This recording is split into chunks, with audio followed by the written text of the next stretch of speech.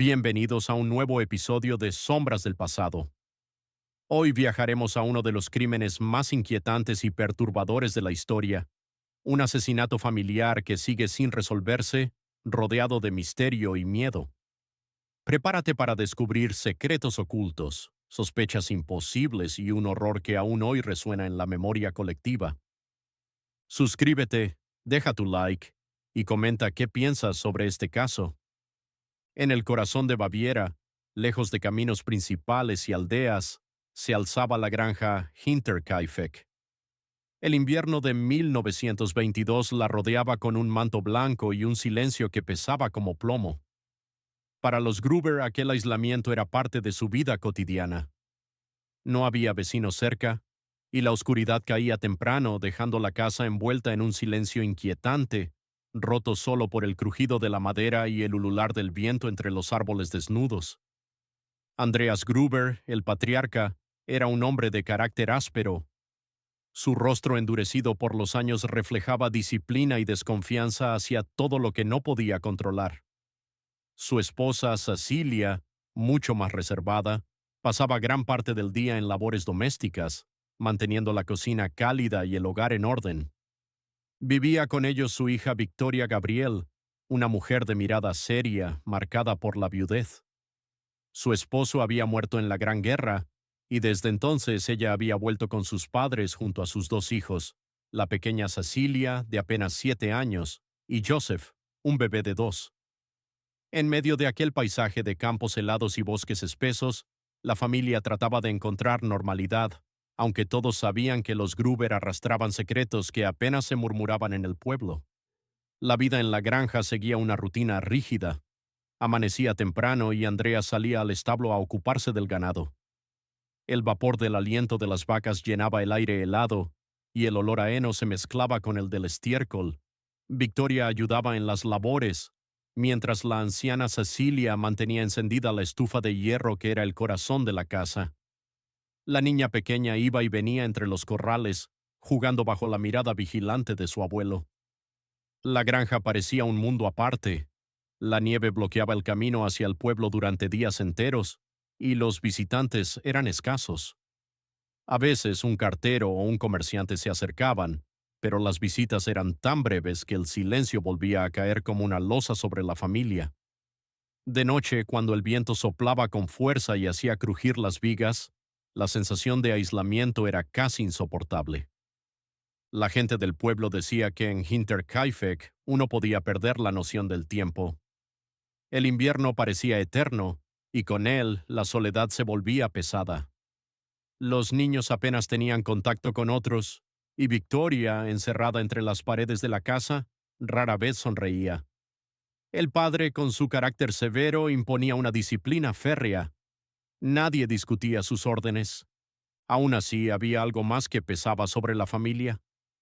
Algunos rumores hablaban de disputas, de tensiones familiares que se escondían detrás de las paredes. Otros murmuraban que Andreas tenía enemigos en el pueblo, personas que lo resentían por viejos conflictos. La granja, con su aparente calma, parecía guardar más sombras de las que mostraba. Cuando caía la noche, los sonidos habituales de la casa, el golpeteo del viento, los pasos sobre la madera, el movimiento del ganado en el establo, se volvían más intensos en medio del silencio. Y aunque nadie lo decía en voz alta, la familia comenzaba a sentir que el aislamiento no era lo único que los acechaba en aquel rincón perdido de Baviera. Con la llegada de marzo, los días se hacían un poco más largos, pero el ambiente en Hinterkaifeck seguía siendo opresivo. La nieve se derretía lentamente y dejaba al descubierto caminos embarrados, difíciles de transitar. El aislamiento, sin embargo, no desaparecía. La granja seguía estando demasiado lejos de todo, rodeada de árboles desnudos que parecían observar desde la distancia. Fue entonces cuando comenzaron las señales más claras de que algo no estaba bien. Andreas, el patriarca, regresó una tarde del campo con el ceño fruncido. Había encontrado huellas en la nieve que se dirigían directamente hacia la casa. Lo extraño no era eso, sino que esas huellas no se alejaban de la granja. Era como si alguien hubiera llegado, pero nunca se hubiera ido. Esa noche Andreas recorrió la propiedad con una linterna y un viejo rifle que siempre guardaba junto a la puerta. Revisó el granero, los establos, incluso el desván. No encontró nada.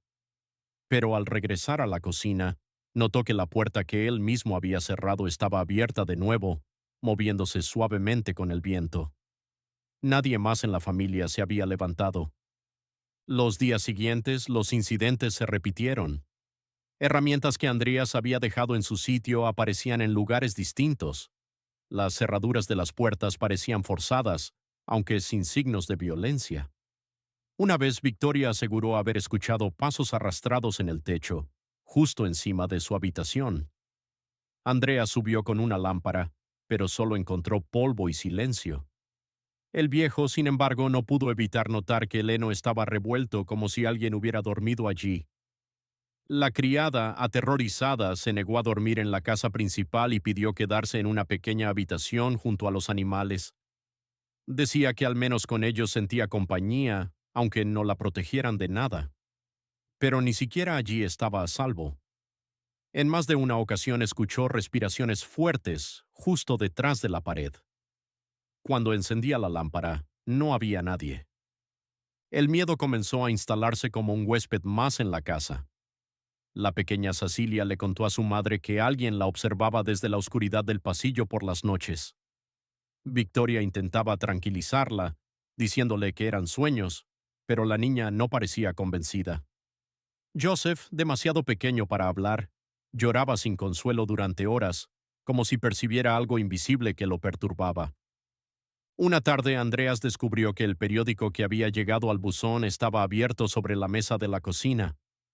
Nadie de la familia lo había leído. Quizá fue el viento, dijo su esposa, aunque todos sabían que aquello era imposible. ¿Quién se atrevería a entrar en la casa para leer un periódico y luego dejarlo allí? En el pueblo, Andreas intentó comentar lo que ocurría, pero fue recibido con incredulidad. Muchos lo veían como un hombre paranoico, alguien demasiado aislado que había perdido la noción de la realidad. Otros, sin embargo, cuchicheaban entre ellos. No era la primera vez que alguien hablaba de cosas raras en Hinterkaifeck. Las luces en el bosque, las puertas abiertas sin explicación, los sonidos en el desván. Todo eso se había escuchado antes. La tensión crecía. Victoria empezó a tener pesadillas. En ellas alguien caminaba lentamente por los pasillos de la granja, arrastrando los pies, respirando fuerte. Cuando despertaba tenía la sensación de que el sueño no había terminado, de que aquella presencia seguía allí, observando desde algún rincón oscuro. Andreas, cada vez más desconfiado, comenzó a dormir con el rifle cerca. Caminaba de noche por la casa, escuchando, atento a cualquier crujido, y cada vez le parecía más evidente que, efectivamente, alguien estaba allí. No sabía quién ni cómo, pero sentía que la granja había dejado de pertenecerles. Una noche, mientras todos dormían, el perro comenzó a ladrar con una furia inusual. Los gruñidos eran tan profundos que parecían salir de lo más hondo de su garganta. Andreas corrió a los establos, pensando que tal vez un animal salvaje rondaba por allí, pero no encontró nada. Solo el perro, con el pelo erizado, mirando fijamente hacia el desván, como si algo invisible se escondiera allí arriba. El aire en Hinterkaifeck se volvió irrespirable. Nadie lo decía en voz alta, pero todos lo sabían. No estaban solos. El 31 de marzo de 1922 amaneció como cualquier otro día en Hinterkaifeck.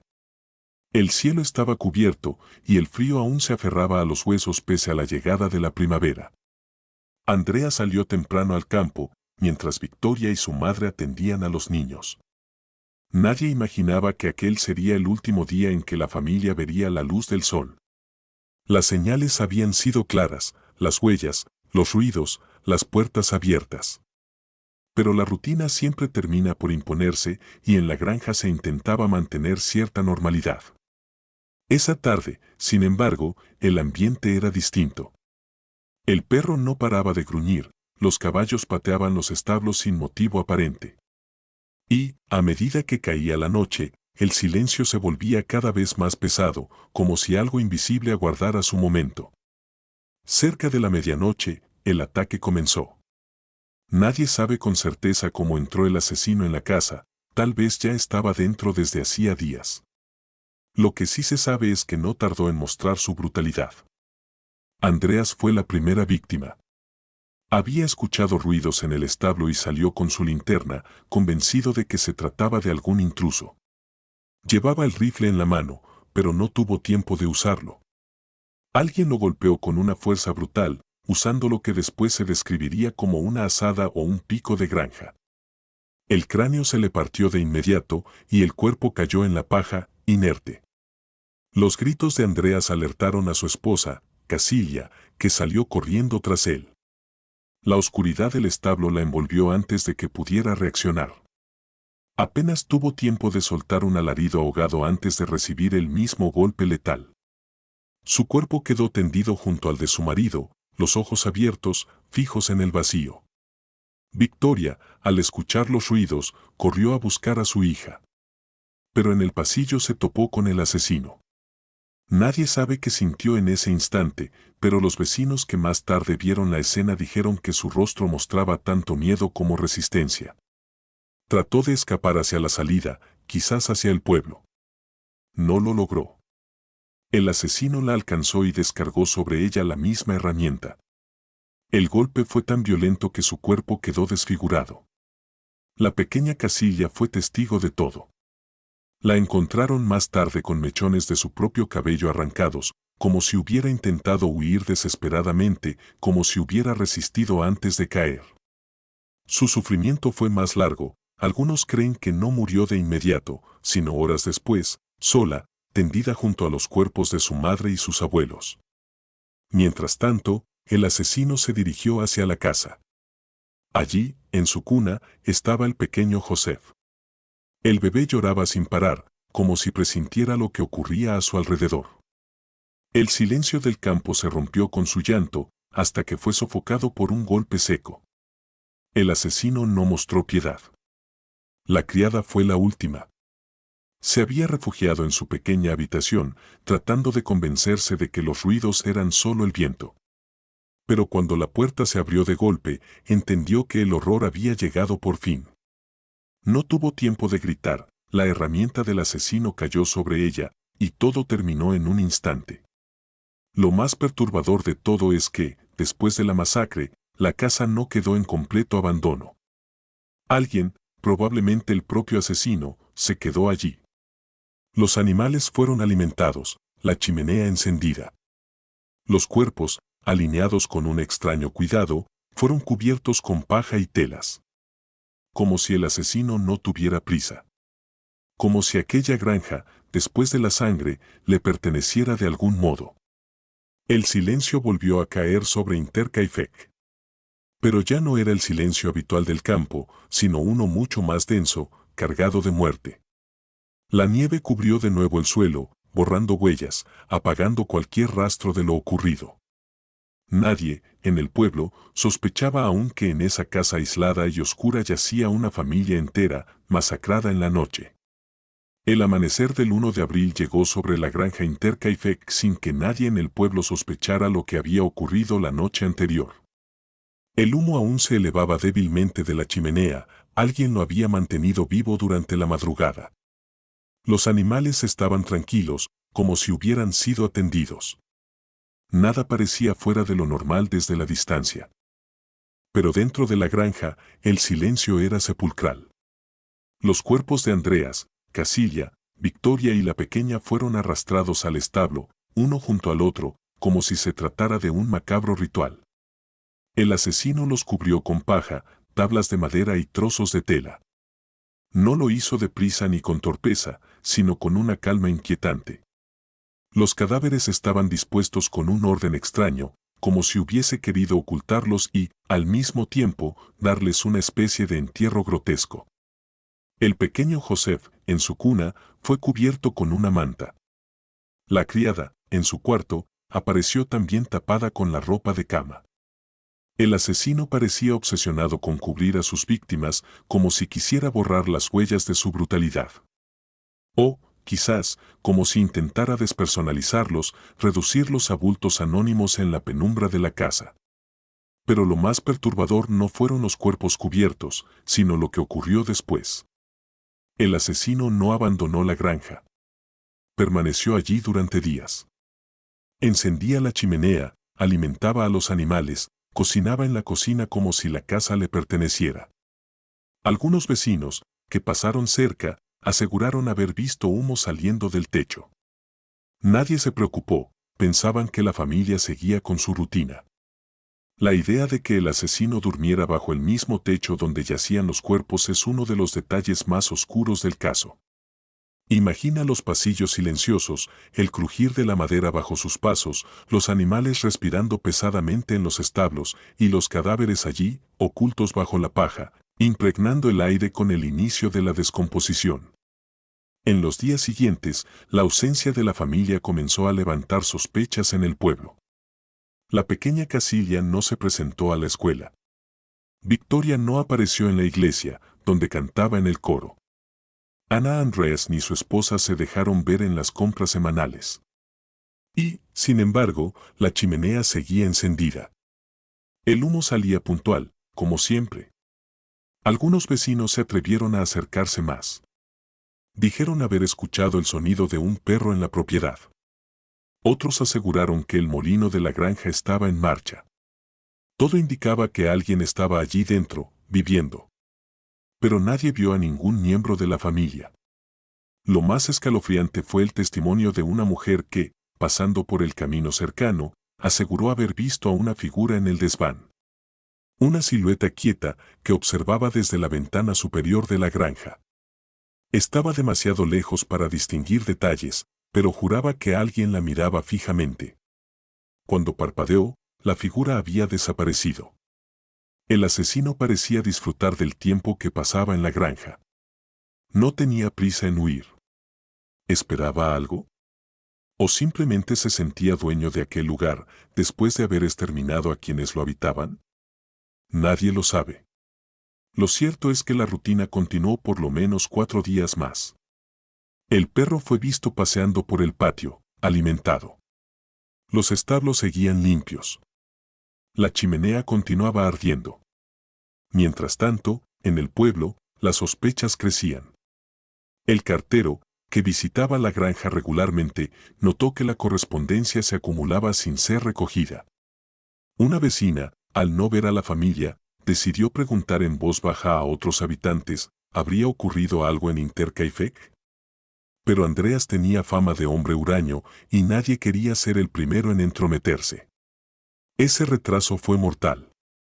Cada día que pasaba, el asesino tenía más tiempo para borrar huellas, organizar la escena y desaparecer a su propio ritmo.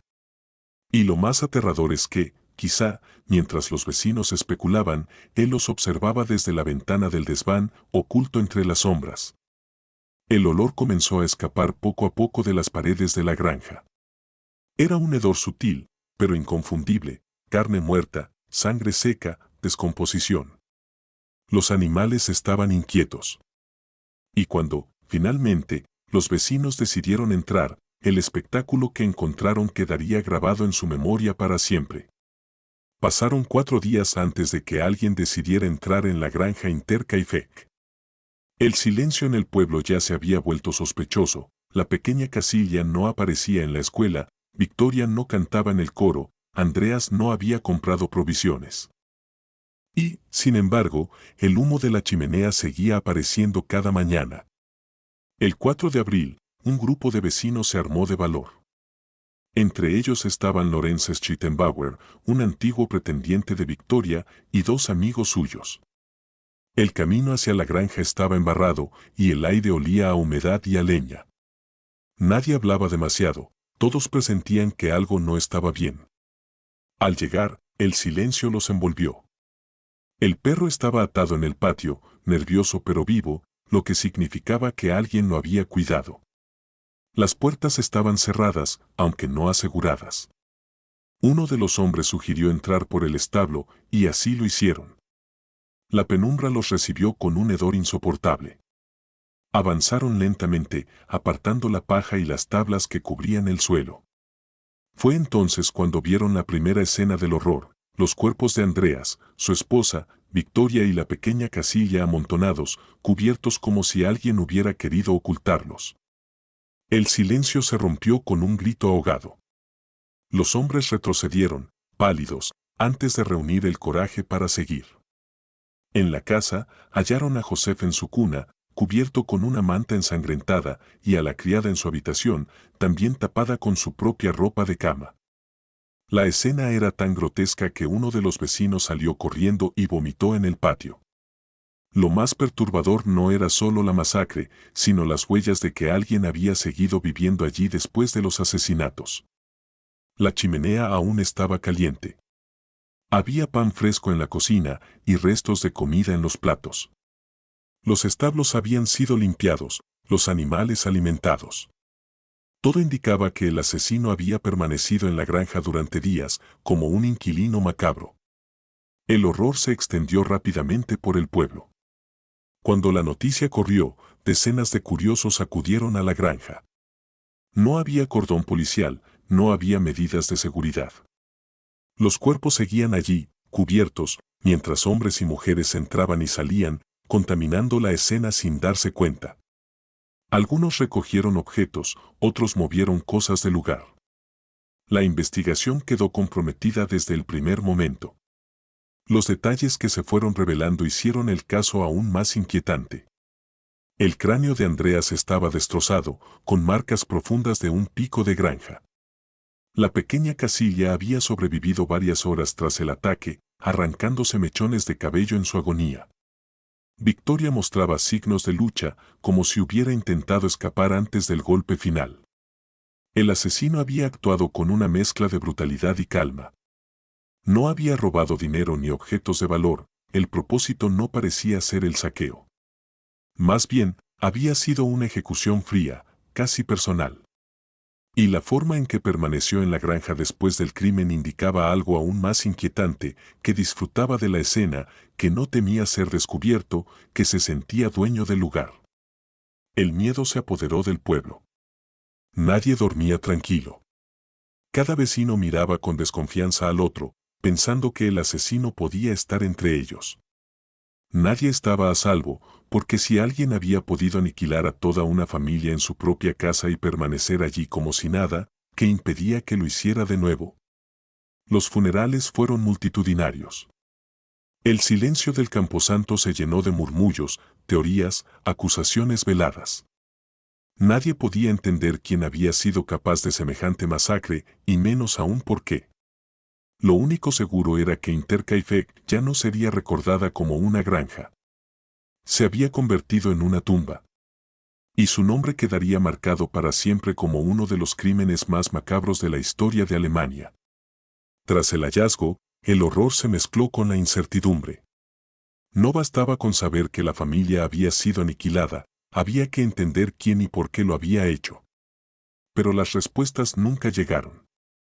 La investigación comenzó tarde y con la escena del crimen ya contaminada por los curiosos. Las huellas que podrían haber llevado al asesino estaban borradas, los objetos habían sido tocados y movidos. La policía, sin experiencia en casos de tal magnitud, apenas sabía por dónde empezar. Aún así, pronto surgieron las primeras teorías. Uno de los principales sospechosos fue Lorenz Schittenbauer, el vecino que había encontrado los cuerpos. Su relación con Victoria era conocida, había sido su pretendiente y algunos aseguraban que podía ser el padre del pequeño Joseph. La tensión entre él y Andreas era fuerte y había rumores de disputas violentas. Para muchos, la motivación era clara: celos, ira, venganza. Además, su comportamiento el día del hallazgo despertó sospechas. Se movió con demasiada familiaridad por la granja, como si conociera cada rincón. Algunos decían que abrió puertas y ventanas con una seguridad extraña, como si no fuera la primera vez que estaba allí después de la matanza. Pero nunca se encontró prueba alguna contra él. Otros apuntaban a un trabajador itinerante o un vagabundo. La idea era simple: alguien había llegado a la granja buscando refugio y al ser descubierto, atacó a la familia. Sin embargo, la violencia del crimen no parecía fruto del azar. Había sido demasiado metódico, demasiado personal. La hipótesis más perturbadora fue la de un intruso que llevaba tiempo viviendo en la granja. Los ruidos en el desván, las huellas en la nieve, los periódicos movidos. Todo parecía encajar. ¿Y si el asesino había convivido con la familia en secreto, observándolos, esperando el momento oportuno? La idea helaba la sangre, no era un ataque repentino, sino una invasión lenta, calculada, que terminó en una masacre. Los rumores se multiplicaron. Algunos hablaban de antiguos enemigos de Andreas. Otros señalaban a soldados desmovilizados tras la Primera Guerra Mundial, hombres rotos por la violencia, incapaces de reintegrarse. Hubo incluso quienes mencionaron una secta o un ritual macabro, aunque estas teorías nunca tuvieron fundamento real. El paso de los días no trajo claridad. Al contrario, la falta de respuestas convirtió el crimen en una herida abierta. Cada vecino miraba al otro con desconfianza. ¿Quién podía garantizar que el asesino no era uno de ellos? El miedo se extendió como una sombra, las puertas comenzaron a cerrarse con llave, los perros a dormir dentro de las casas. Nadie quería ser la próxima víctima de un asesino invisible. Años más tarde, la investigación continuaba sin resultados. Se revisaron decenas de sospechosos, se interrogaron a antiguos soldados, a vecinos, a familiares lejanos. Pero nunca hubo pruebas suficientes. Cada pista terminaba en un callejón sin salida. Lo más inquietante es que, mientras la policía buscaba culpables, la granja misma seguía en pie, vacía, convertida en un recordatorio constante. Los campesinos evitaban pasar cerca de ella. Algunos afirmaban que en las noches se veían luces encendidas en las ventanas, aunque el lugar estaba abandonado.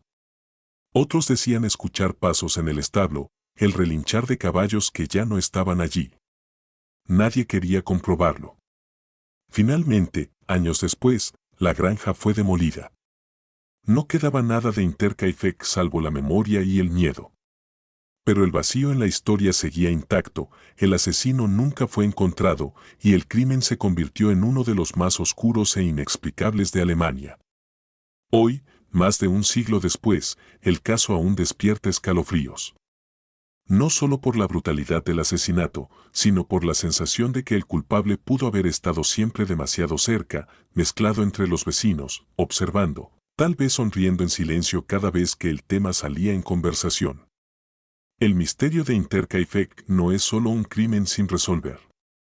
Es la confirmación de algo mucho más aterrador. A veces, el verdadero horror no está en fantasmas ni en leyendas, sino en la certeza de que un ser humano, real y tangible, puede ocultarse en las sombras, esperar pacientemente y atacar cuando menos lo esperas. Gracias por acompañarnos en este viaje a través de uno de los crímenes más oscuros y perturbadores de la historia alemana. Intercaifeck sigue siendo un misterio que hiela la sangre, recordándonos que a veces el verdadero terror habita entre nosotros. Si esta historia te estremeció, no olvides suscribirte, dejar tu like y compartir. Nos vemos en el próximo relato de Sombras y Secretos. Símbolo de luna nueva.